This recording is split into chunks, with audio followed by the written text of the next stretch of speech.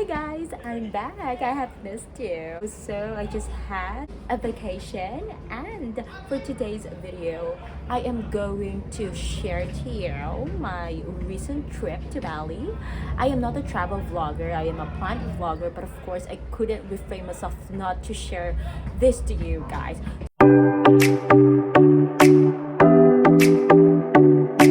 So, in this video, we will talk about the most recent requirements to Bali from Manila and the processes and the basic information about Bali. Well, just a little backstory before anything else that I actually deleted the original introduction for this video while I was editing, and unfortunately I wasn't able to turn on my iCloud. Well, I know, my bad, but anyway, so that's why I am doing this. So anyway, let's get started. Bali is, we all know, as the island of God. So if you haven't been in Bali, you should go there for you to know why it's called Island of God. And it is located in Indonesia. Indonesia is part of Southeast Asia. It's part of ASEAN. So if you are from any Southeast Asian country, you can stay in Bali for 30 days without any visa. And if you will stay longer than 30 days, there is a payment, but I'm not sure how much it is. You might go ahead and research for it since Google is free. And so Bali is offering a lot of different beaches, different nightlives, and if you want to do some yoga, this is also the place to be. And they also have a lot of tattoo shops. Also, they have beautiful 100% batik dresses, which I do not miss to buy whenever I'm here in Bali. And by the way, this is my third time in Bali and my first out of the country again ever since pandemic started. The last time I went here in Bali was in 2019. Truly, Bali will always be in my heart. If you watch Eat, Pray, Love, it's one of the reasons why I really dreamt to be in Bali. But anyway, going back, before we go to the main topic, disclaimer, I am not a professional travel vlogger. So please bear with me if the quality of this video isn't too good, because I'm just using my phone actually. And it just so happened that the motorcycle that we have rented doesn't have a phone holder, so that's why I was the one holding the phone all throughout. Even though I really wanted to take some videos while we're doing road trip, I cannot, because of course I need to hold the phone for navigation. But anyway, let's jump to the main topic. In this video, we will talk about the process in traveling again. So I actually jotted down so I won't miss anything. So now, first is you pay travel tax, which is 1,620 pesos, and then after that, you wait for your check-in. In check-in counter, they will ask you first how many days you will stay in that country, and then your round trip ticket. Is it for leisure, for business? And if you have a check-in bag, or hand carry bag.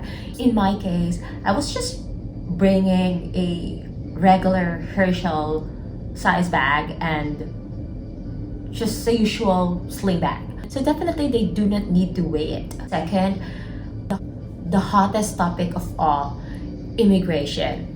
Ever since immigration is a hassle-free for me.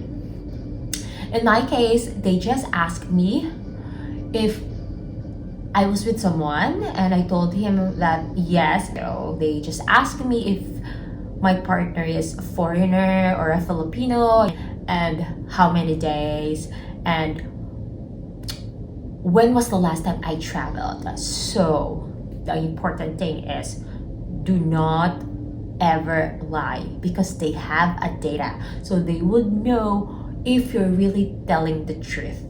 Okay? Now, here's my tip. I am not a professional, but however, just a piece of advice. If you will travel abroad, especially if this is your first time to travel abroad, I strongly suggest that if you can, be with someone else. Be with your friends when you will travel, or be with your family or your special someone. Or if you really wanted to travel alone, just make sure that you will bring proper documents.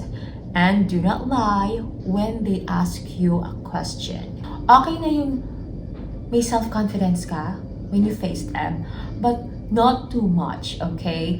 And then, if you're nervous, that's fine. It's usual. However, don't be too nervous as if you're about to faint or you're really trembling. No, okay? Kasi parang ganito lang yan di ba? Isipin mo, kung wala ka namang tinatago at nagsasabi ka ng totoo, bakit ka kakabahan? Diba? Yun na lang yung lagi mo sasabihin sa sarili mo. Telling the truth, so why would I be nervous or why would I be scared? Minsan, hindi mo rin naman masisisi kung bakit may mga na-offload. Diba? Actually, kahit naman matagal ka ng traveler, may tendency ka pa rin ma-offload. And then, they ask for my vax cert, so make sure you have a copy, physical, or even in your phone. Let's jump to arrival in Bali. In Bali, no need for visa on arrival as long as you belong in any ASEAN country. So just check Google. Google is free, so you would know if your country is part of ASEAN. Now, it's gonna be free as long as you will stay in Bali for 30 days or within 30 days. But if it's gonna be more than, you need to pay. I do not know how much, just check the website. And then they actually did not ask for the application of pedulilingdungi, but just make sure that you have it on your phone in case they will ask for it. And then of course, a vax cert, they will need it. And then after immigration, typical, they will ask you again question. They ask me how many days I will stay in Bali. This is gonna be my first time in Bali. Who's with me in Bali? And that's it. 3 questions only. Then lastly, custom. When it comes to custom, it's gonna be e-custom, and I will put the link here. After that, your discretion if you want to change your money in the airport or not. In my end, I did not do it since Gino already did it for us, and I have a leftover of 1.5 million rupiah. Make sure that you will have it exchanged in a reliable money changer, because here in Bali, no offense man, but there is a lot of scammer. I was a victim once, so that's why, please, if you think that the conversion or the exchange rate is too high, that's a red flag. So might as well go in a bank or an exchange kiosk where looks decent, and then hindi yung sa looban. Kasi more likely it's a scam. When we arrive here in Bali, even today, it keeps on raining. Nagkataon lang na nung 2 araw na Saturday and Sunday, the rain stopped. So that's why I had some tan lines. But most of the time, it's raining a lot here in Bali. It's raining cats and dogs. So you can buy poncho anywhere in Bali, or if you have an extra poncho and you have extra space in your bag, just carry it, bring it with you, so that you don't need to buy poncho or raincoat here in Bali anymore. Prices in Bali went a bit higher, but it's reasonable because of inflation. And then I strongly suggest that you rent a motorcycle, because it will save you a lot of money and a lot of time. But if you do not know how to drive a motorcycle, but you do know how to drive car, and you feel safe when driving a car, you can rent it as well. But most of the time, traffic jam in Bali is really worst. So most of the people here in Bali,